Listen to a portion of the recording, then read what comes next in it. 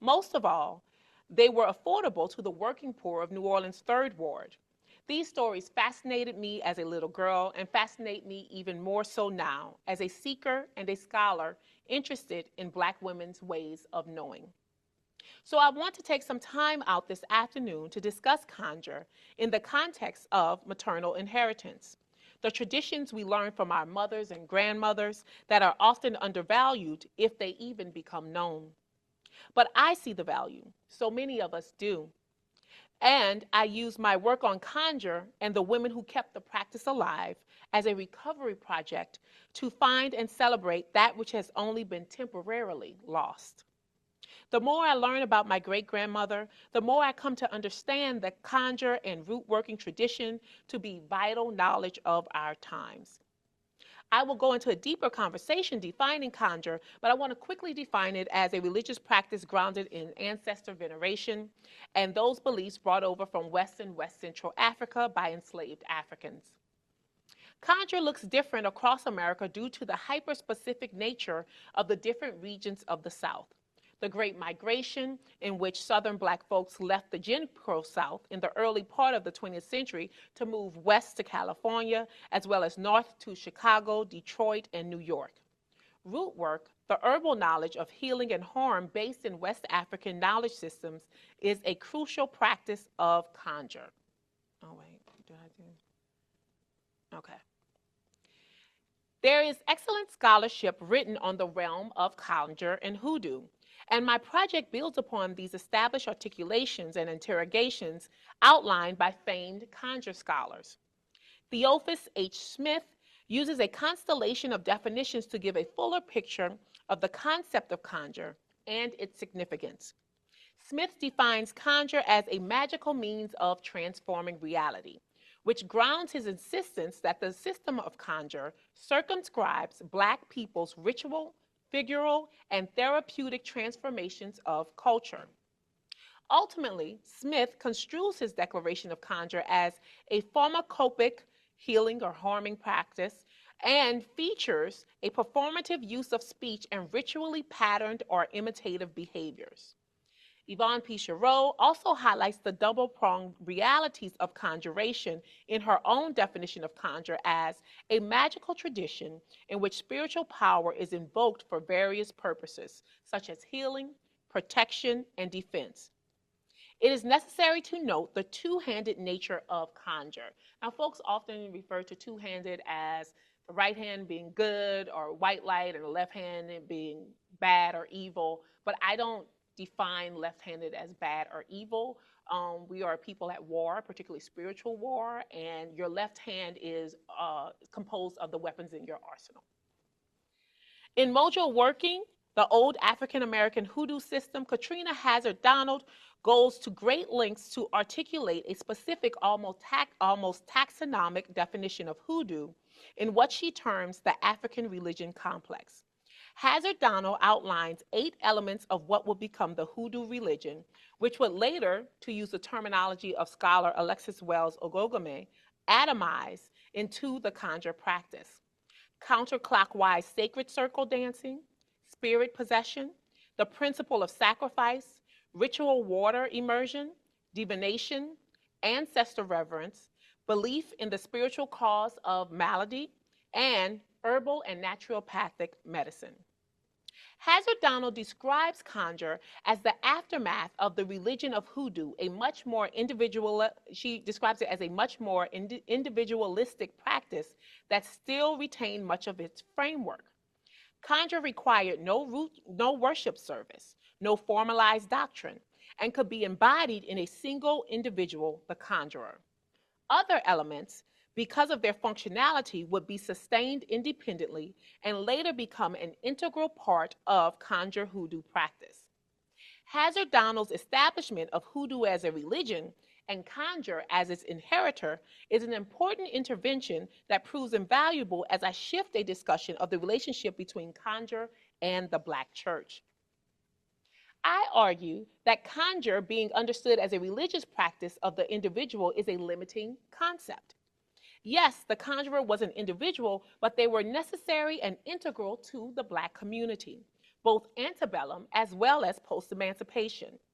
Not only did they offer spiritual and medicinal counsel, but they also had an established apprenticeship tradition as a mode of the practice's survival.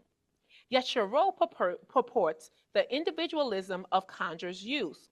Magic is used for specific personal ends. It operates mechanically as opposed to prayer, which is communal, devotional, and non coercive.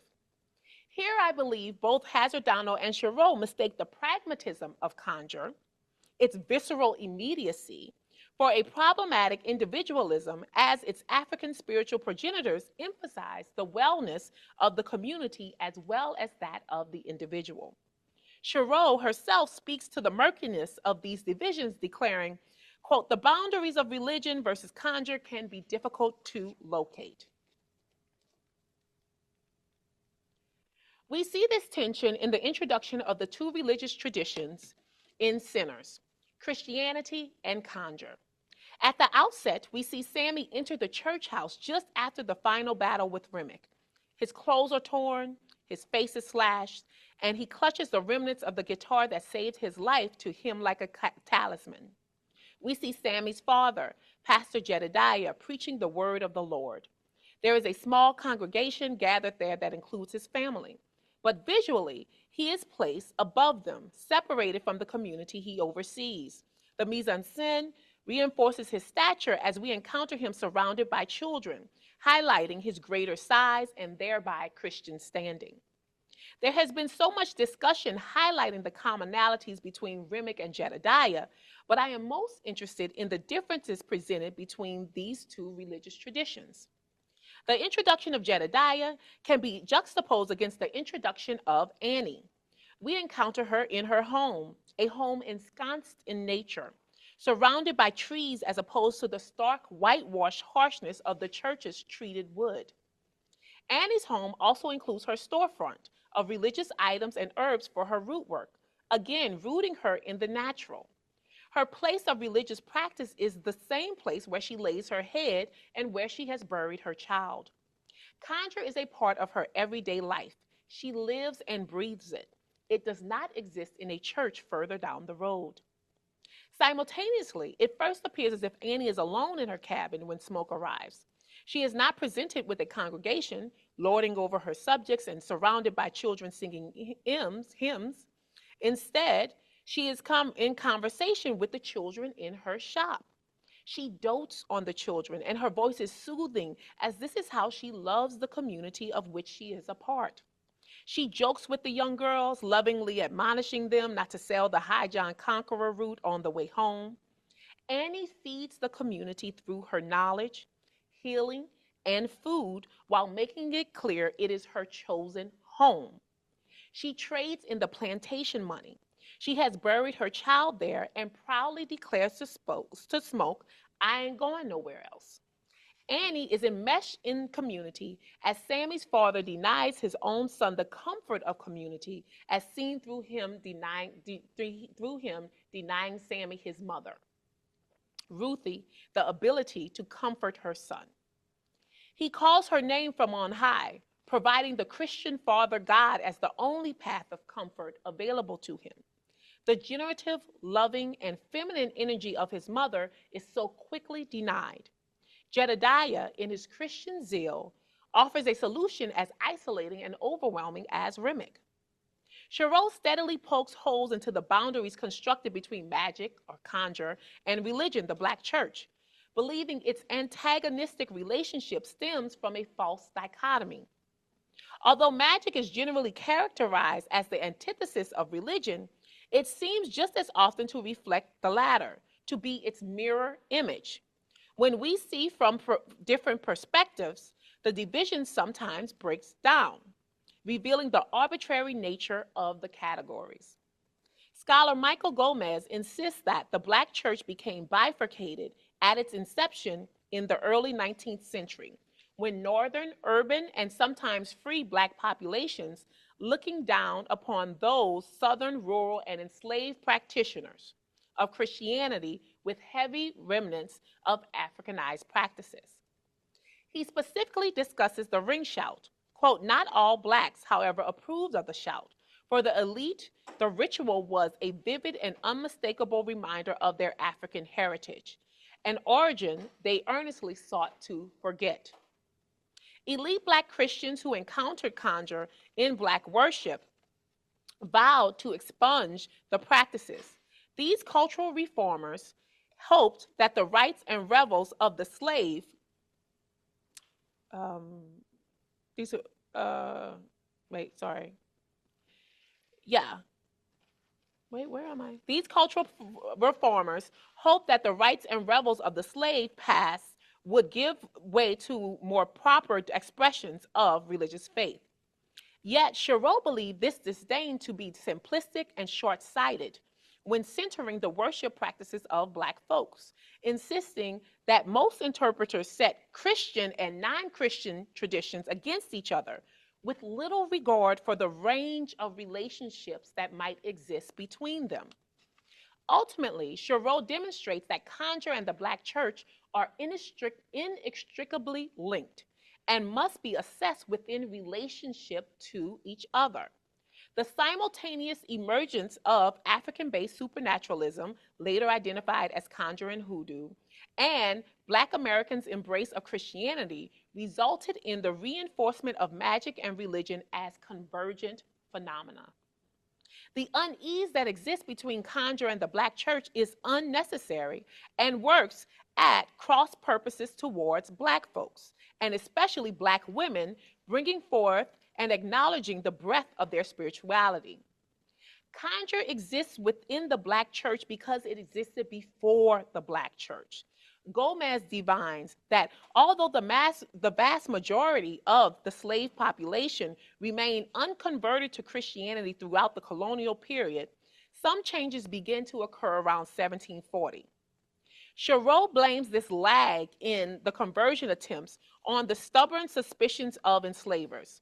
Slaveholders' hostility, linguistic barriers, financial constraints, and the cultural intransigence of Africans themselves greatly hindered the progress of Christian missionaries who attempted to convert the enslaved in the colonial era.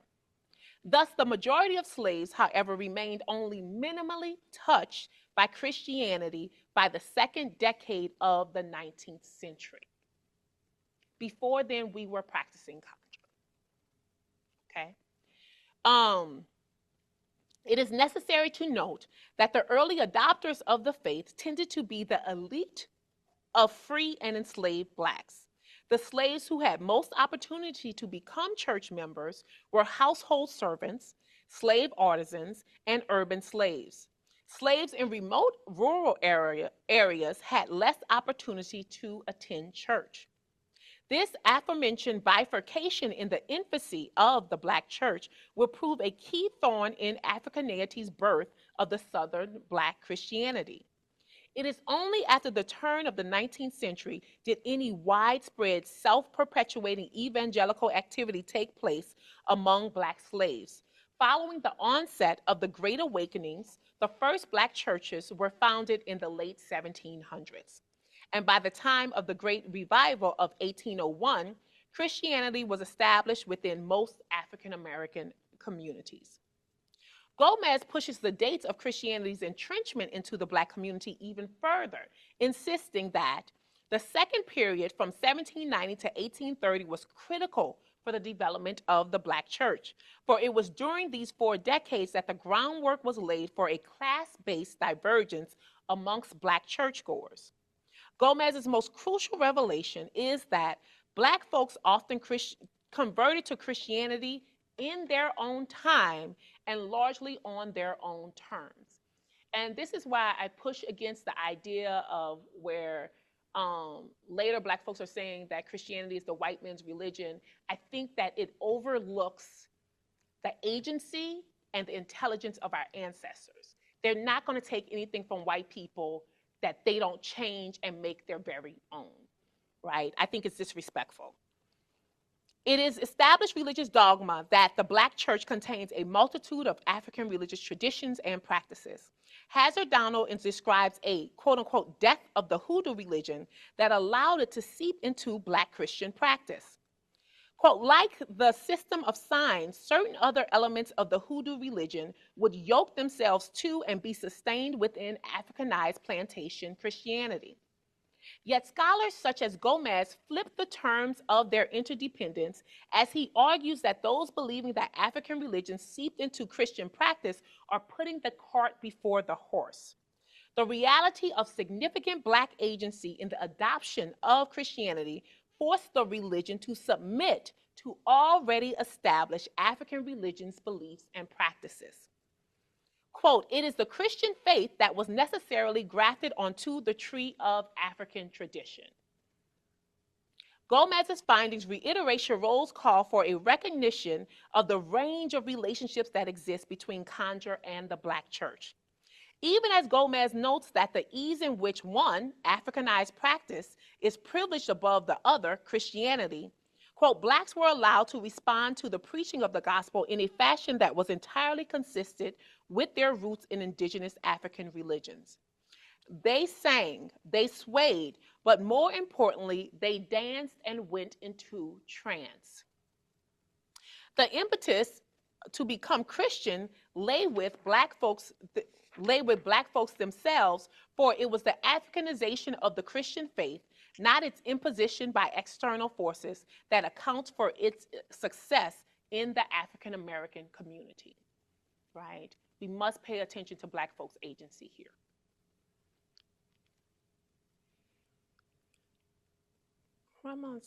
Okay. Sinners explores the complex relationship between Conjure and the Black church, but again, my interests lie in the analysis of women such as Annie, the Conjure woman.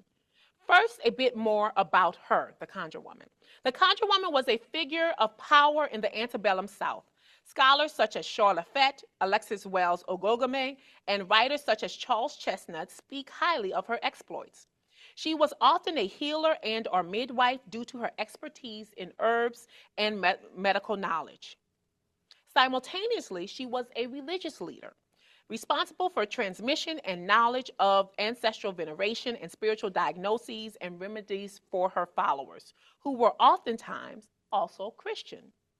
Thus, the Conjure woman continued the West and West Central African tradition of valuing how both spiritual and physical health are deeply intertwined, with mediated combinations of spiritual practice and herbal knowledge contributing to the overall health and wealth of the person. Several factors contribute to the Conjure woman's decline, often tracing back to the newly developing beliefs and practices of post-emancipatory Black folks, as they wanted to shed those things that reminded them of being enslaved. Post-emancipatory Black folks of the U.S. South felt the urge to prove to America that they were just as American as anyone else and were eager to assimilate into the most imminent threats of the Conjure women: patriarchy and white supremacy. The Conjure woman presented twin threats. They were medical competition for the emerging medical industrial complex, as white male obstetricians and gynecologists came into prominence, warning of the backwards and uneducated practices of Black midwives. It is necessary to note that the Conjure woman's patients included, but was not limited to, other enslaved folks.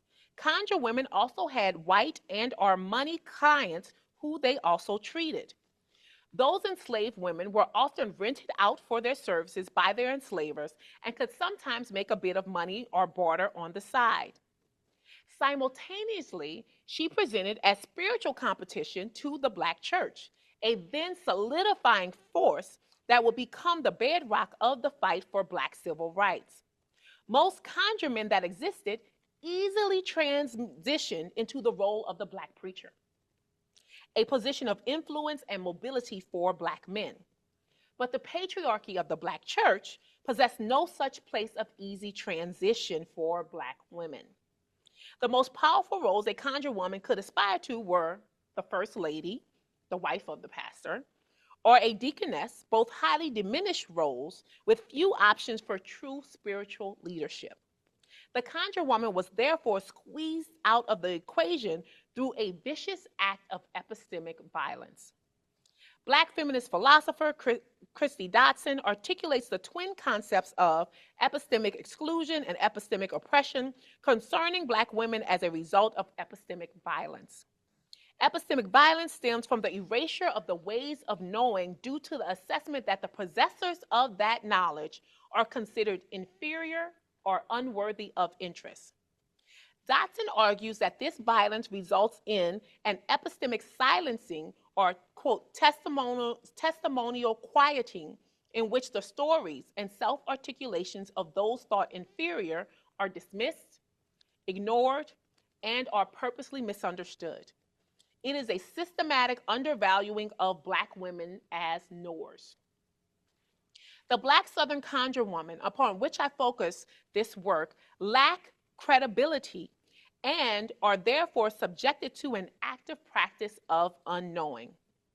It is necessary to state the realities of the silencing these women to recognize and acknowledge the purposeful nature of the occlusion that has been conducted and the reasons why we have so few of their stories as told by them available for study.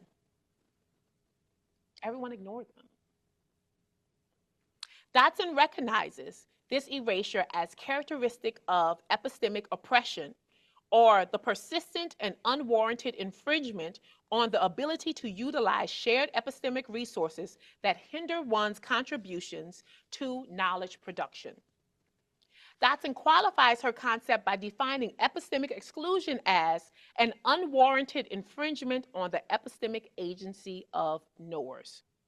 She spotlights epistemology for the magic that it is, for she knows conjure when she sees it. Quote, epistemology may be one of the last forms of magic that colonial cultures allowed themselves. It is colonial power's inability to see the mystical edges in their own epistemes, coupled with an arrogance in highlighting those same edges in other cultures that make it a bad actor, a purveyor of bad magic that epistemically oppresses all other knowers and knowledge system, for epistemologies have power. They have the power not only to transform worlds, but to create them. And the worlds they create can be for better or worse. For many people, the worlds they create are predictably and reliably deadly. Dotson goes on to articulate exactly what she means by bad magic. I mean the cultivation, maintenance, and protection of everyday practices that have a modal profile that includes regularly generating reckless and relentless harm. The conjure woman instead retreated to the place in which feminine power was still acknowledged, the kitchen and the garden, both that of their home and of their communities. Dotson's saying everyone's doing magic. Everybody, right? So what's so specific about the magic that we're doing? It's being highlighted as specifically bad when whiteness has its own magical framework. It's just called reason, right?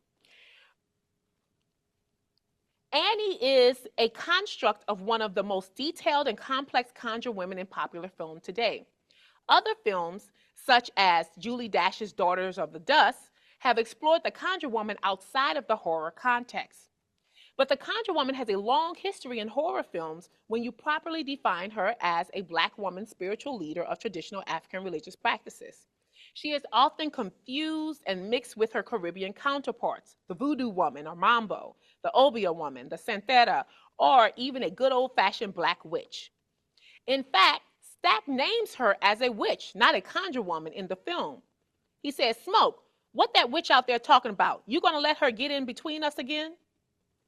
Pam Grier is the conjure woman Lisa Forche in Scream Blackula Scream in 1973. Marky Bay summons Baron Samedi to avenge her boyfriend who was wrongfully killed in 1974's Sugar Hill, an underrated classic, I must say. It's very blaxploitation, but it's saying a lot. In the 80s, we encounter Lisa Bonet's Epiphany Proudfoot in Alan Parker's Angel Heart, and in the 21st century, we find Gerald Prescott's Mama Cecile in The Skeleton Key. Most of those films have only hinted at the specificities of the conjure woman with the breadth and limits of her powers. But Ryan Coogler, as part of his genius, hired one of the top conjure scholars in the world that y'all got to hear from, Dr. Yvonne Chareau, as a film consultant on the authenticity of Annie's character. She helps lend credence and heft to the magnificence of Annie, using key clues and tools to define her as a conjure woman. The first being Annie's home. Annie's shop is full of the tools and necessities of a conjure woman. She has an altar work table where she reinforces Smoke's mojo bag. There are candles everywhere, as candle work is an integral part of conjure. There exists liquor/alcohol that is offered to the ancestors, as well as herbs for her root work. She sells the young girls some High John the Conqueror, a root used for financial prosperity and spiritual protection. Her home shop is well stocked with tonics and herbs for both the spiritual and physical health of her community. Annie is also the creator and keeper of Smoke's mojo bag. A mojo bag is a talisman of spiritual and physical protection for conjure practitioners. Each mojo bag is diagnosed and created specifically for its owner. Please don't go on the internet just buying any soul mojo bag, please. Lord. Some of the basic ingredients include graveyard dirt, small animal bones, and many are consecrated with liquor, tobacco smoke, and/or small animal sacrifice.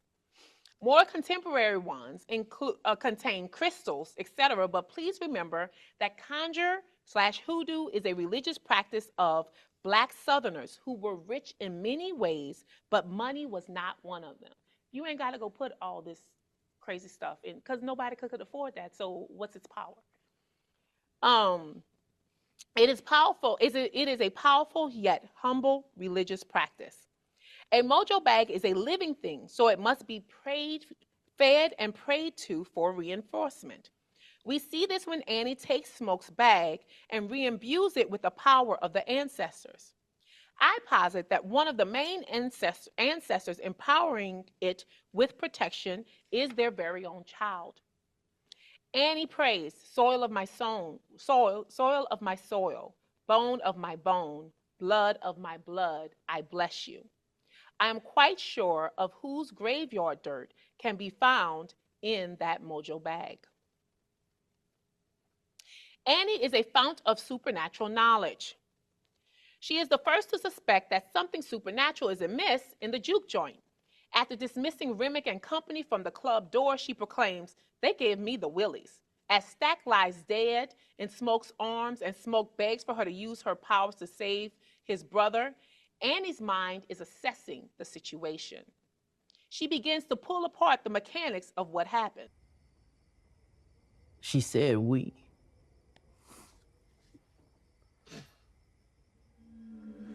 Smoke. We gotta move his body.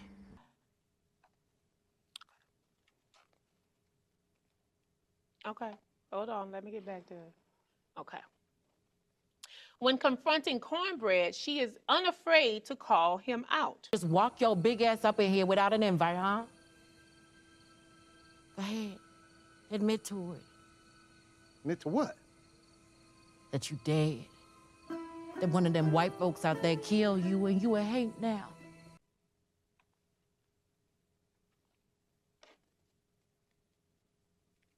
Okay, hold on. I don't know how to work though. Okay, all right. It is she who figures out that they are dealing with vampires as she listens to Stack through the door and grabs the pickled garlic, again saving Smoke's life after his earlier tussles with Cornbread. She confidently declares, "These ain't haints, they're vampires." It is important to note that not only does Annie simply believe, she acts, for faith without works means nothing. Conjure is a belief system grounded in doing, in being proactive. If you have a problem, you go to Conjure to solve it and expect it to be done in a decent amount of time. While you wait on the Lord, the Conjure woman will work in between. Smoke is the soldier, but it is Annie who begins to direct the troops. The survivors follow her directives as she guides. Now we need garlic, wood, silver, and holy water. Annie is leading her community as she embodies her role as spiritual elder over the survivors. She offers necessary context and exposition due to her well-established connection to the benevolent dead, the ancestors. But her knowledge of the dead proves expansive as she explicates how haints work. They switch places with the soul of a man. But vampires is different, maybe the worst kind. The soul gets stuck in the body, can't rejoin the ancestors, cursed to live here with all this hate, can't even feel the warmth of the sunrise. The best thing we can do for him, Stack, is to free his spirit from this curse. Finally, Annie is confident in her knowledge and their preparation for the coming fight, but she needs more information on her own destiny and that of Smoke. So we see Annie practice a time-honored method of divination, throwing bones or osteomancy. Everyone's bone throwing kit is different and unique to their own spiritual needs and energy flows. One not only throws the bones of small animals, but there are also coins, buttons, keys, etc., each object signifying a specific thing. A key equals male, a button equals female. A chicken bone signals home, while a shell means work. A work issue is afoot. Depending on how the objects fall, one can determine the past, present, future with a consecrated kit. Annie throws twice. I believe she saw her own death in the first throw and Smokes in the second. It is then that she demands a true test of his love for her and hints at his own demise. Annie, if I get bit by one of them, promise me right now you'll free me before I turn. What you mean free you? I got somebody on the other side waiting for me. They waiting on you too. Smoke says, I don't care about what that shit say. I'm going to make sure you get home safe. Annie's power is undeniable, but even it has limits, as she cannot overcome the inevitability of death itself. Annie is unable to prevent the death of her and Smoke's child. She is unable to prevent Stack's death, and ultimately she is unable and unwilling to prevent her own death. Annie, in her leadership of the survivors, coupled with her choice to die on her own terms, demonstrates the social-political role of the Conjure woman, to fight with everything to prevent the incursion of white supremacy, which in Sinners denotes vampirism. Even in her last breath, she denies whiteness and its patriarchy access to her body and thwarts the danger it poses to her achieving ancestral peace. Annie, Elijah, you promised me. I'll see you soon. The mojo bag she has gifted Smoke, the one that helped her work every route her grandmother taught her, keeps him alive long enough to mount a final push against white supremacy on his terms, be it the supernatural kind by killing Remick the vampire, or the hyper-real white supremacy of Hogwood and the rest of the local KKK. He does so with her support and blessing, and she is there to welcome him to the other side, to the ancestral realm, so that her family can finally be reunited in ancestral peace. Both Annie and Smoke are about action. And to be clear, Smoke can't be successful without the grounding that Annie provides. She is the root to his work. Annie's journey shows that the figure of the Conjure woman is more than a black witch who occupies the dark spaces of problematic horror. She is a powerful spiritual leader of the black community with a politic of refusal towards patriarchy and white supremacy. She possesses a breadth of medicinal knowledge, for she is a root worker with the knowledge to both heal and harm. I continue to work on both centering and privileging her journey and her significance in the U.S. Black South. Thank you.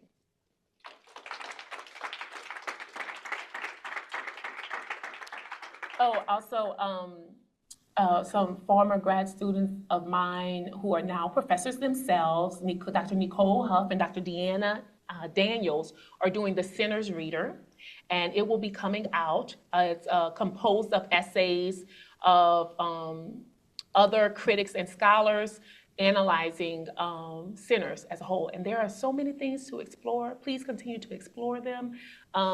Folks have also, a very interesting thing, folks have also talked about the sort of BDSM relationships going on there. Annie is definitely a dom. Mary is a dom, which means the Stack brothers are not doms. I just want to put that out there. All right. Any questions?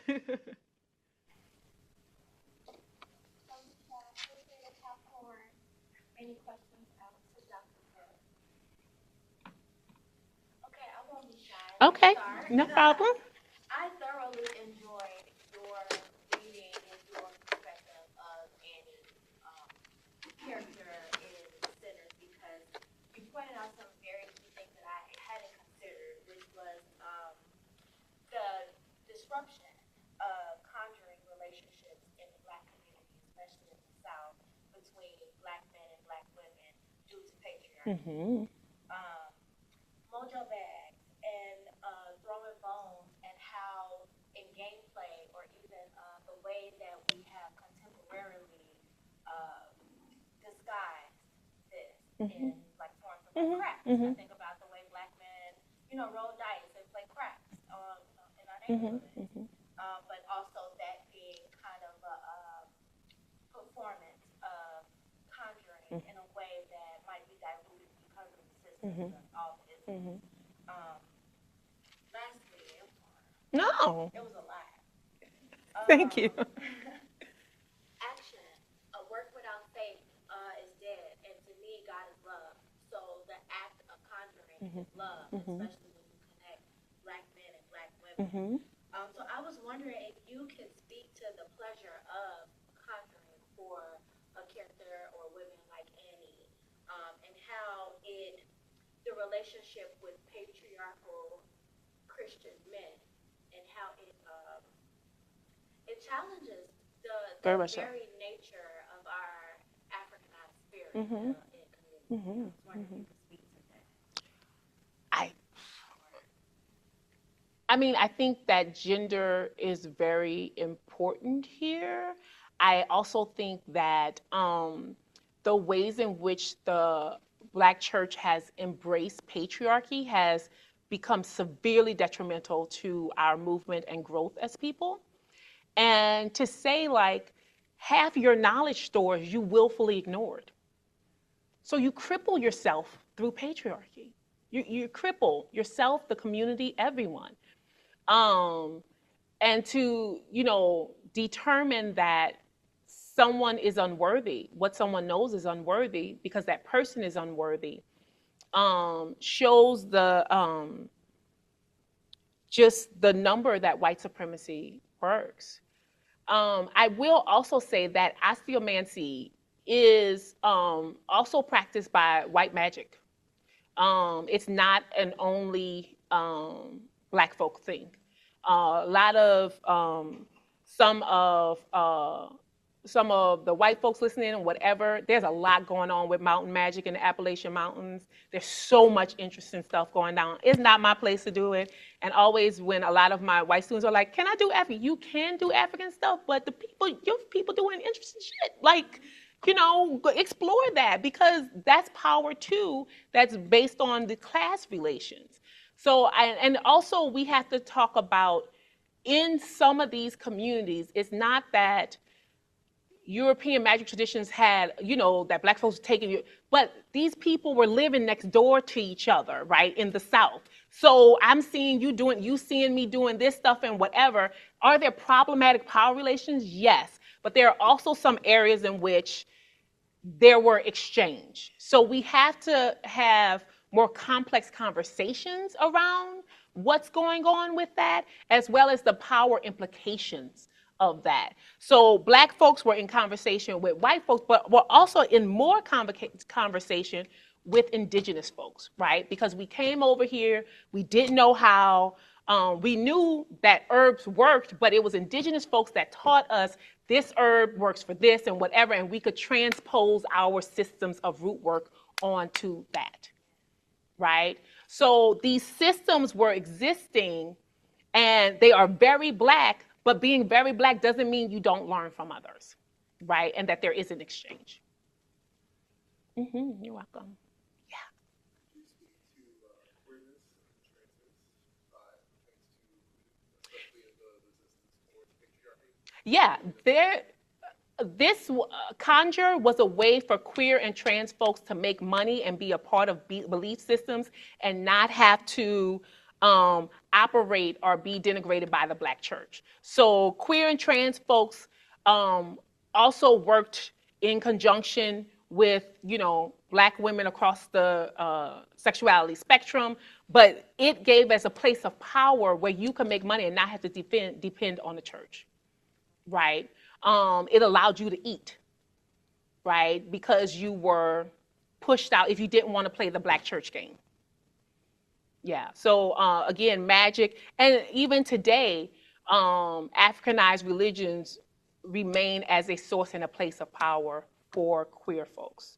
The transness gets really interesting and the conversations are being had because so much of African religions is gender-based. So there are conversations being had about the implications of transness and how to honor trans folks while also simultaneously honoring the gendered nature of the Africanized religion. So that's an ongoing conversation. There are queer and trans scholars doing really good work around that. Yeah. No.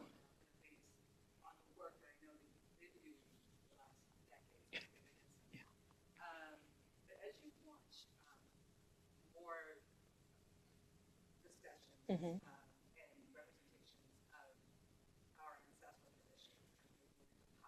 Mm-hmm. You discuss them, you dissect them, explore them. What excites you, and is there also an accompanying fear? Mm-hmm. Absolutely. How does that land? It excites me when it's done well. Like what I admire about Kugler is he hired the best people. He hired Yvonne Sherrill and was like, I need to know more about this and I need someone to do this. When you hire the correct people, when you have the correct consultants, the work is amazing. It's well done, it's complex and all of these things. And Dr. Sherrill talks about like he didn't always listen to it. Sometimes they went other ways, but they had her input about what the implications of things were and what they meant. What scares me, and I talked a little bit about this in the class earlier, is there's a hunger for knowledge by younger folks for this as they either incorporate it into their Christianity or move away from Christianity. But there's so much on social media that is presented without context that things become dangerous and things become unethical as well, right? I have students who come to me and, it's like they've been scammed, right? Because the hunger is there, but the discernment isn't. And folks are practicing and doing things without knowing the context for it, which puts people in danger. You're messing with forces you don't fully understand that make a certain sense. And it's not like, and I want to be clear. It's not like, the white girl who raised Papa Laba and was like, oh, she died and all that stuff and whatever.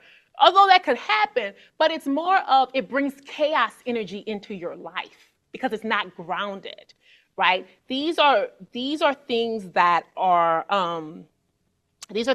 presented within and served in community. You work with elders. You work in community. With those elders, they give you a little bit of information at a time. They mete it out because you can't handle everything right now. Somebody you see on TikTok doing something, they got 10, 15 years in the game. They know the implications for what they're doing, right? And they have the protections to do that work. If you out here willy-nilly doing stuff, I had a student who I love. She has my heart, and she goes, Dr. Brooks, I left the offering at the river the other day. I said, to whom? No, it's just an offering at the river. To who? Did you mark it? So you just out here giving shit to spirits, don't know? I said, what if one of them like, oh, she giving out free shit. Let me follow her home. Do you know how to deal with that? No, because then you're going to be knocking on my door, right? So it's like these things make a sense. There's balances and checks and balances within it. And you have to respect these systems. And I also mourn that so many of our younger folks are raised in such individualistic areas that do they know how to be a part of a community? Right? Yeah, you got to sit there and listen to the old person say the same thing 5 times while you pluck chickens. Yeah, you got to sweep this up and do this and say, go do it, get this, baby, go do it. Yes, you have to do that. Is it a pain? Yes, it is. But in between the 3rd and 4th time of her telling that story, she's telling you some stuff you need to hear. But you have to be humble. You got to sometimes do stuff you don't want to do. Right? And when you come in, you the low man on the totem pole. I had a PhD. Know what I was doing? Sweeping, helping.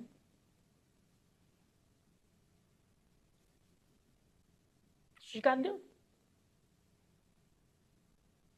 Yeah. Question? Yes. Sinners was nominated, I think, for like 16 Oscars. In your estimation, why did it only win 4? Horror. Should have won more.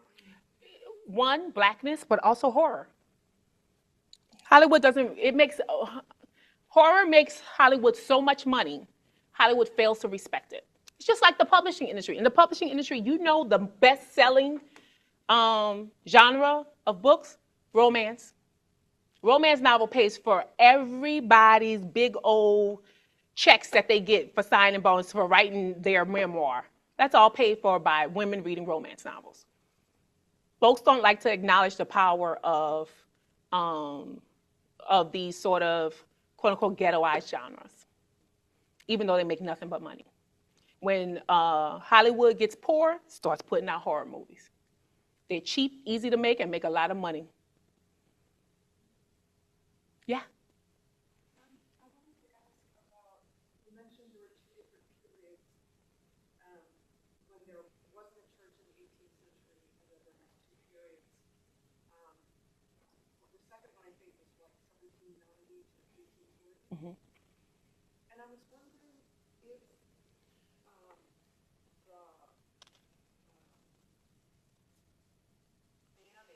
the abolition of slave imports made a difference, because now you were basing Black life on reproduction rather than importation.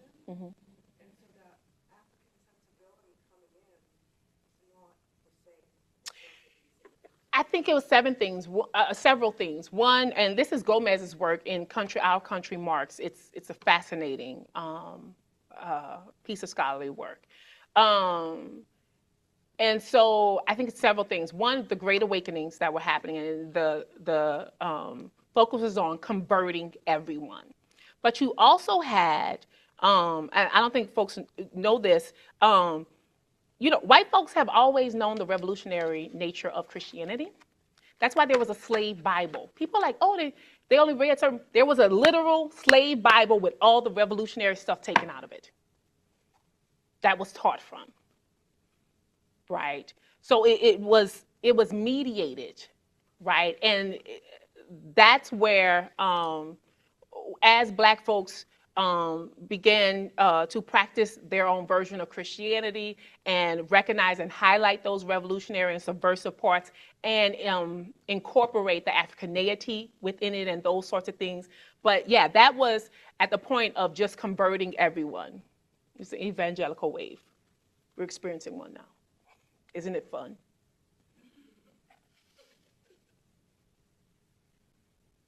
Yeah. You spoke about how Black community and culture Very much so. Can you share a little bit more about that? The ways in which the Black church is different from the way white folks practice Christianity is all due to Conjure and Africaneity. We have a drum section. We shout. Those sorts of things that now exist in sort of some white evangelical spaces like Seventh-day Adventists, all that stuff, all that came from poor white people hanging around and worshiping Jesus with poor Black folks.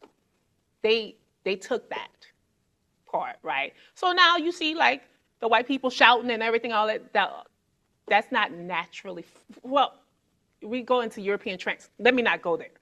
But a genuine part of that is from them worshiping with Black folks. Although there are European traditions of trans and all that stuff that I've been learning about in early modern Christianity, whatever, but we're not gonna go there. But everything about the Black church that makes it Black, straight up African Indian.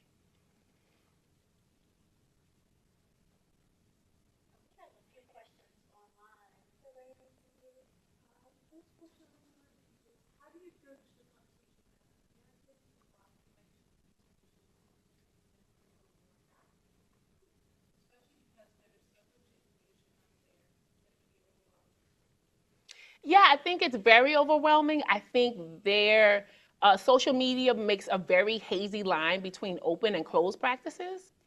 I even think and have problematized some folks in closed practices showing certain things that don't necessarily need to be shown or saying things or whatever. And also, again, remember these things are outside of context. Like folks stream drummings. I don't know how I feel about that, right? And these are sacred spaces, across many different traditions. But it's not for me. People are going to practice how they practice, and some of them have more years in religion than me. So I can't say too much. But I think people have to bring a lot of discernment. I think that things cost money because animals cost money. You pay for people's time. Someone has to process the animals. You have to have a group of people there to process things, to work through things, who know how to properly do these things. You're paying for people's knowledge. You're paying for their time. You're also paying to feed these people because they're sitting around all day working on your stuff, right? But I think that people should, I don't always think it's about this is too expensive. I think there are people who are charlatans who charge far too much money. But I also think you also get what you pay for. So you get someone who's going to do something for the lowest price possible, but then you're going to get what you pay for. I think you have to do a lot of internal work, do a lot of work with your own ancestors, and pray for discernment.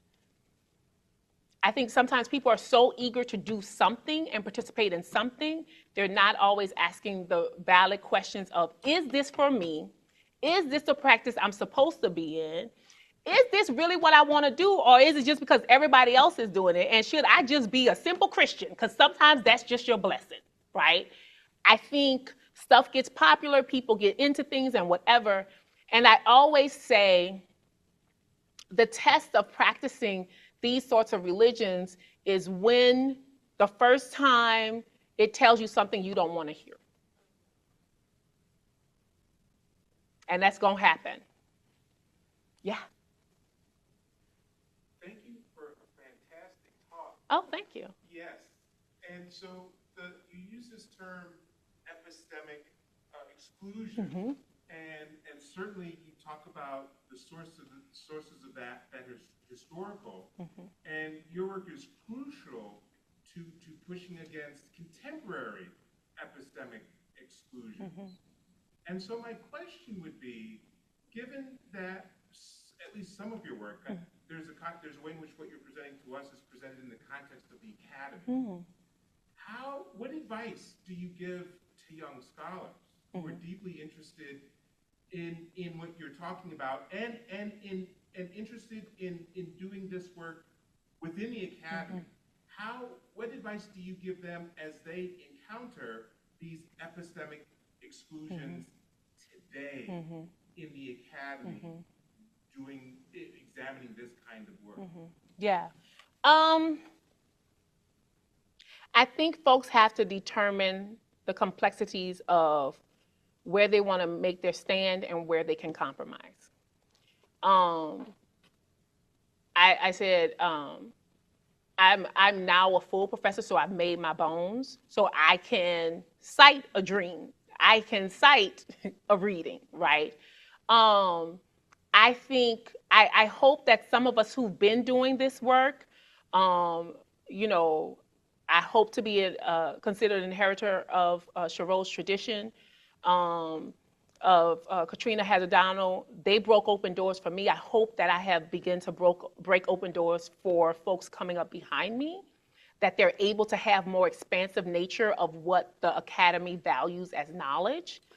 I think the key to me doing a lot of my work was also discovering Christy Dotson's work. She's a Black feminist philosopher. She's at University of Michigan. She's like a university distinguished professor. She's at the tippity top of the game. But she gives you the sort of philosophical articulations and has done that work that then allows you to maneuver in the world of magic, in the world of conjure, in the world of where, you know, dreams and things count as knowledge. Yeah. But I think that that's going to have to be, I think every generation of scholars has to push things further and further until, you know, again, this is about, you know, our ways of knowing are thought of as less than. You know, this is a bigger problem than a junior scholar can handle. Or a senior scholar. Yes.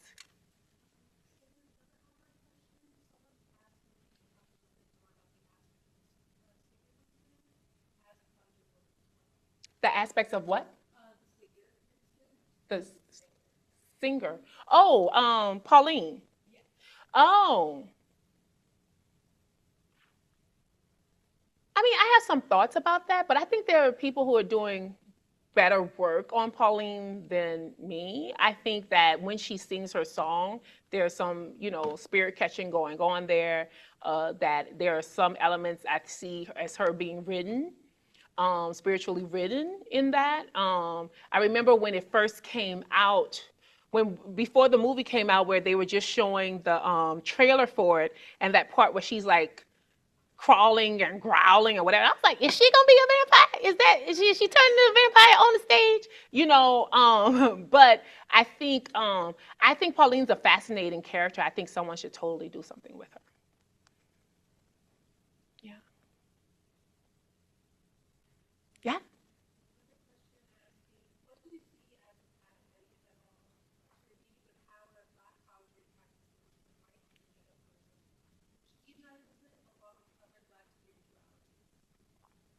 I mean, stop listening to white folks about stuff that you know to be true. And but I also think that folks allow white evangelicism to get in because they think our ancestors were stupid and they think they were weak. And they think they didn't fight back in the ways in which they did. And I think when you don't respect the intelligence of your ancestors, it's easy to listen to someone else's. That's why I say I think it's disrespectful to say certain things about, they knew what they were doing. They were very savvy. And we wouldn't be here if they weren't. Like, you literally exist through their savviness. Yeah. Any other questions? Yeah.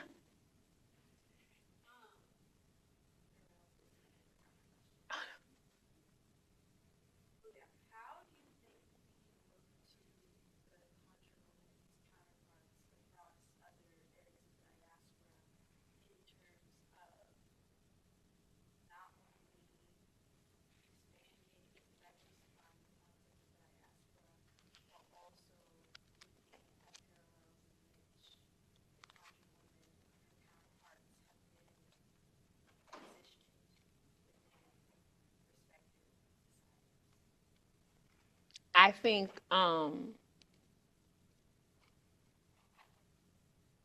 many African religions have been places of power for Black women. And I think even now in some of those religions, there's a huge incursion of patriarchy.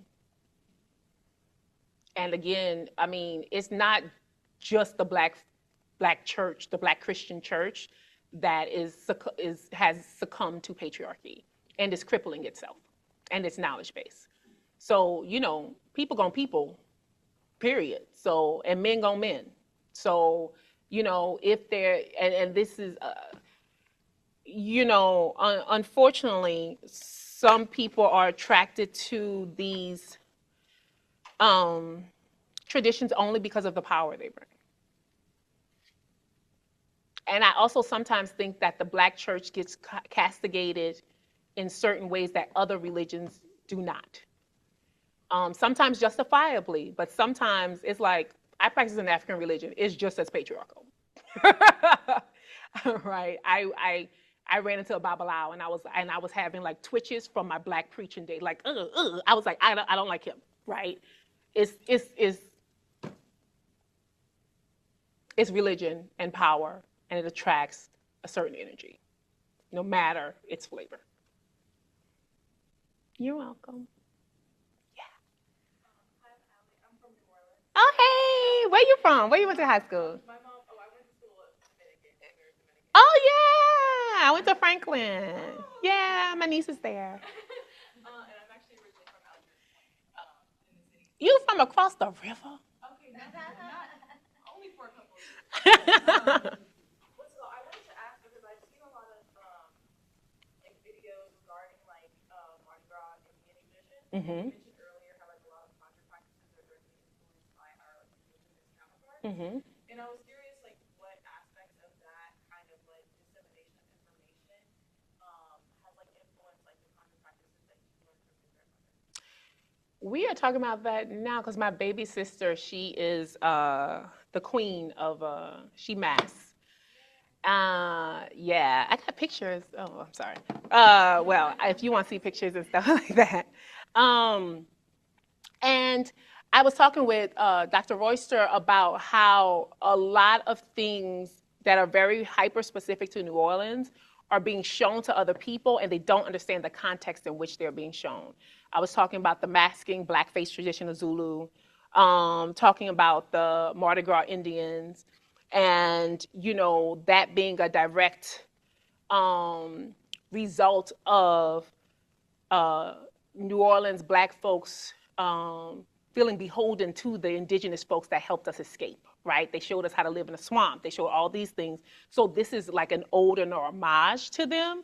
But if you're from outside, even from an outside, ethnic group or something like that, and you are indigenous, to see that and go like, what the hell is this? What the hell is going on? When that is about a specific pacts and conversations between that regionally specific area, I think things become misunderstood a lot of times. I think they're also having that conversation around gender queerness and sexuality and the ways in which queer Black New Orleans folks have asked us to refer to them as, but that getting out to social media and you not dealing with specific New Orleans queer Black folks and having that conversation. And other queer folks are like, no, I don't like that term, and that's a problem for me. And people are like, well, in New Orleans, are you in New Orleans? Are you talking to the gay people in New Orleans? No, then leave it alone. Don't use that term, right? I think, I just think with the advent of social media, I think with this sort of the beautiful, special place that New Orleans is, I think, again, things are being extracted and taken out of the context in which they are meant to be understood. Does that answer your question? Okay. Yeah. And I agree because even the information that I'm referencing was talking about like the tradition of African American like slaves escaping their indigenous counterparts in New Orleans, kind of like bringing them in. And I think that's a part of blackface practice too. It's supposed to be a way of like connecting through like them kind of saving us and allowing us to escape into freedom, and they're aiding that. And so I'm curious because you mentioned a lot about like social media, and I think social media in and of itself is supposed to be like beholden to like human connection, but a lot of times it gives us like the opposite route. And so I'm curious if you have like any recommendations for practicing or practices that people who are like, trying to disseminate this information about this like cultural practice but aren't really giving it context. Like if you were to speak to those people, what would you tell them that they should be doing differently? Don't do it. I mean, I'd be like, well, who are you? I'm like, where you from? Where your people from? Where'd you go to school? Where'd you go to high school? There's certain questions that we ask to see if and where people are from and where they're from, New Orleans. Like the first thing I ask you in a conversation you have, if you can't answer those questions, why are you talking about this? Like, you know it. Right. Yeah. You had a question in back with the glasses?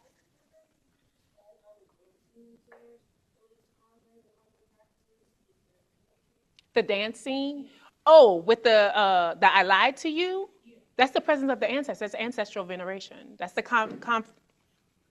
Africaneity works on the collapse of time, the past, present, and the future all existing together. That's classic Afrofuturism. That's classic African religious practices. And again, that's classic African West and West Central African epistemes, right? All on stage, right? And I even think we also have to show that, Grace and Bo Child's, their ancestors, because in multiple Asian cultures, they do ancestor veneration. It's not just a Black thing, but it's specifically talking to Blackness in there. But there are spaces for other peoples and their ancestors. Of course. Okay, have here, and then we'll go back there. Yes? Mm-hmm.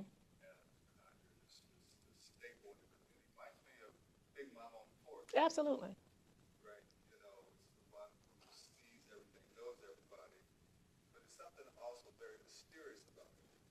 Yeah, that's why I liken this to my great-grandma. This all came about because my great-grandmother visioned me in a dream. It was like, your next book gonna be about me, and you're gonna talk about this stuff and everything else. This is all her. And don't blame me. I'm just following directions here. Yes. But it's very much of that, and being the staple, and knowing how things going, but also having the power to direct people. You go here, you do this, etc. There's power in that, and it's always been. A lot of times it's denigrated because it's coming from a woman, in particular a Black woman, when it's actually just the balances of powers being meted out in the community. You are an elder, you have earned this power through this and through this work, so you're able to do this, right? Annie has a deep well of knowledge. That's why she's in charge, right? And also people follow her because smoke follows her, right?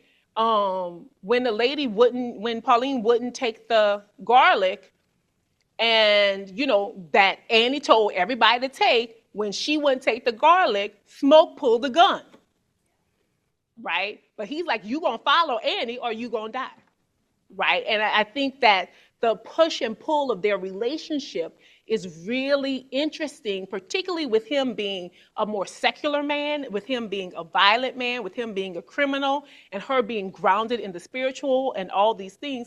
But it's very clear that she is dominant and is in charge, right? And I just think it's important to see that, that particularly for my own means, but large-bodied, Black, loudmouth women who are dominant ain't always like trying to take your power away. Sometimes you just need to support them and help them out through the thing. And she gonna save everybody's life. But that's all I'm saying. Sorry, brought a little bit of my marriage issue, ex-marriage issue. He ain't around no more, but just saying. Yes.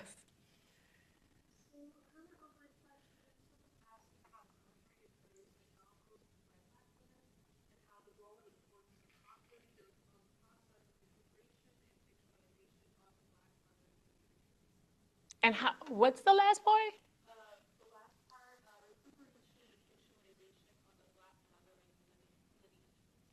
Well, there are multiple novels about that. You have Atia Okafor's Conjure Women. You have N.K. Jemison's Red Dirt Witch. You have Phyllis Alicia Perry's Stigmata. This is a consistent, because I started off as a scholar of Black African-American, Afro-Caribbean mother-daughter relationships. And it's just, I got into horror because I started talking, I read was it The Hand I Fan With? Oh no, Ugly Ways. And that was the central character was mothering from beyond the grave, right? And she was still stirring up mess amongst her daughters from beyond the grave, right? And saying that mothering doesn't just stop with the transition of death. And and that brought me into, African epistemologies, Afrofuturism, traditional African religious practices, all these things, because I was like, wait, it don't stop? I was like, wait, I love my mama, but when she passed, she's still gonna be here. Okay, I guess so. And just making sure. Although she said she don't want to be on my ancestor altar, so that's her thing. She that Christian, but she got FOMO, and I know she gonna want to know what's going on because her mama on there and her grandmama on there or whatever. But I want to be like, mama, I'm respecting your wishes. You said you ain't want to be here. Don't be causing trouble in my house. I hope that answered the question. Yeah. Yeah. I'm so happy that you brought up regional understanding when it comes to the practice of conjuring, because like my biggest ick with social media right now is that it blabbermouths all the good things about our community that young folks aren't equipped to sustain. Hush harbors are necessary. Our secrets save our lives. You don't have to talk about everything in mixed company. And sometimes that mixed company includes other Black folks. Yes, I agree. And that's also why I think there might be a different spiritual battle that young folks will have to deal with. Because, and I asked Dr. Sherrill this about just the pervasiveness of, I want to call them AI, but I know there's just well-intentioned, well-meaning Black women showing certain conjuring practices that others are trying to emulate. So I wanted to. May I also say that they are also holding things back.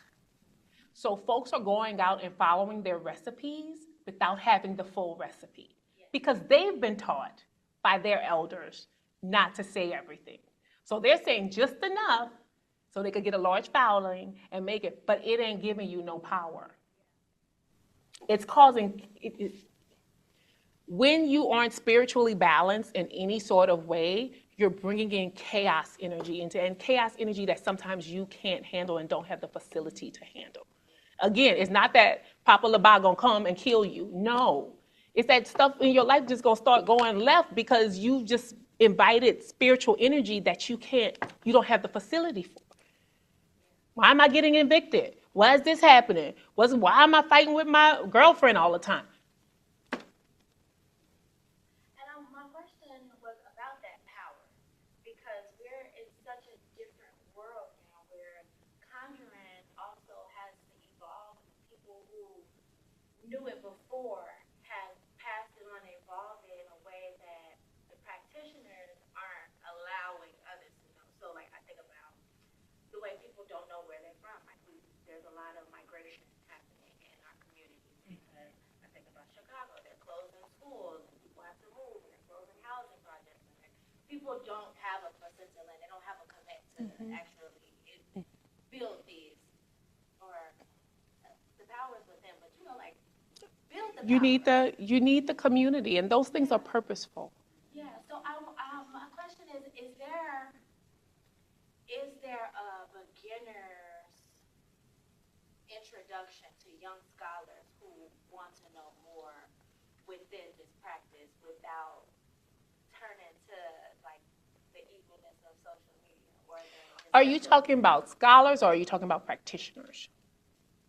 Or both? Both that want to do it.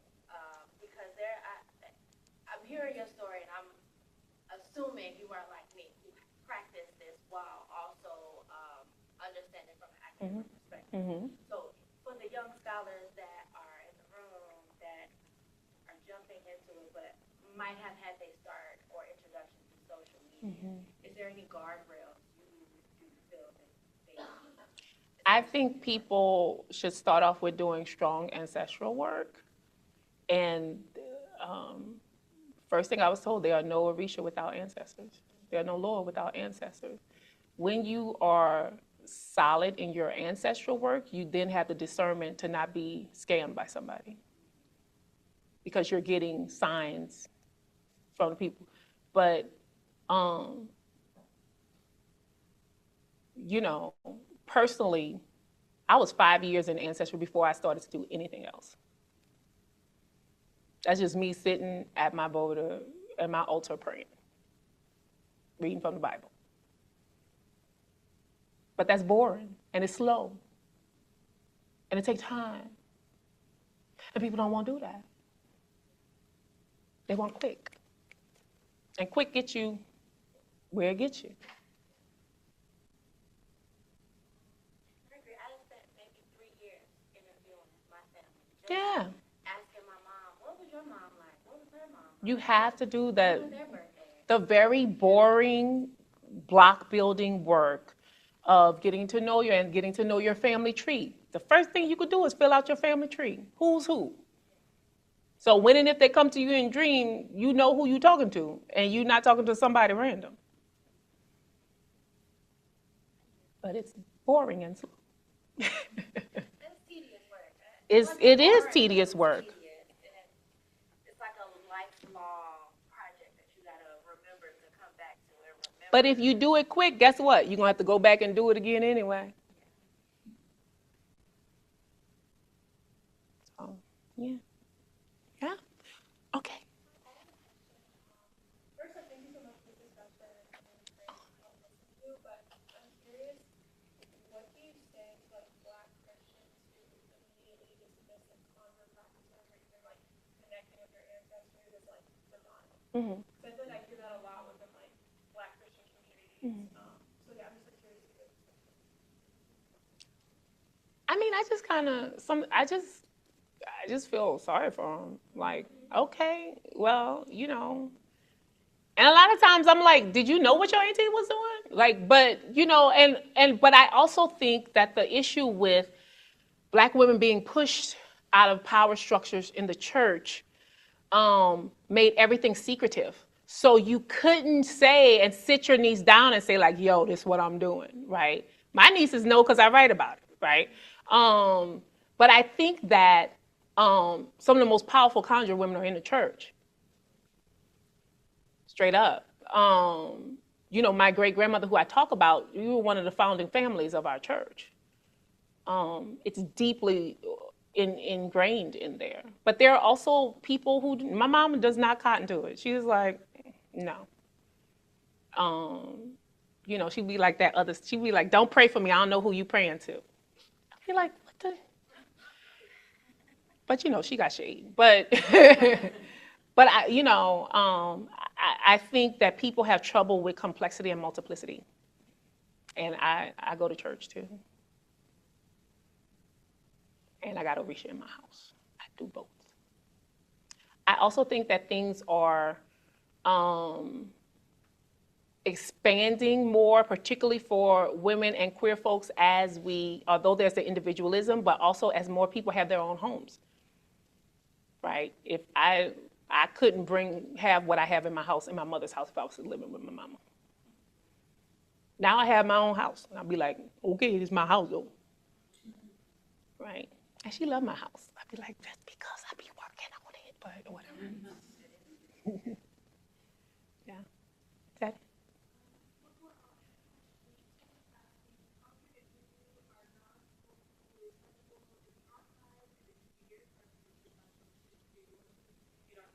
Mm-hmm.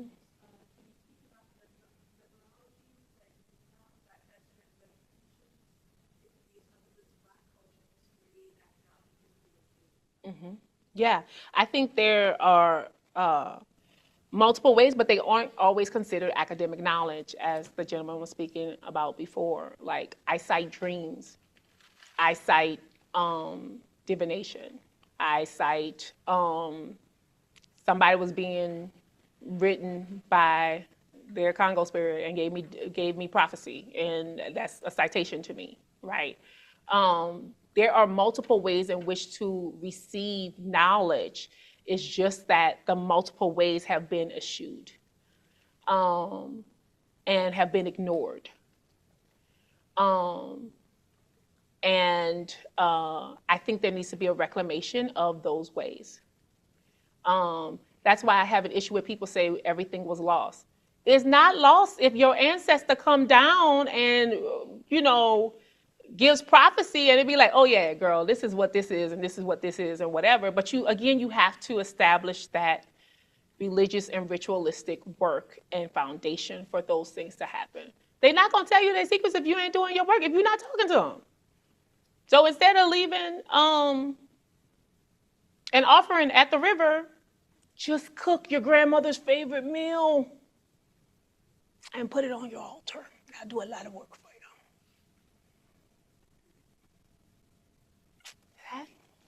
All right. Thank you.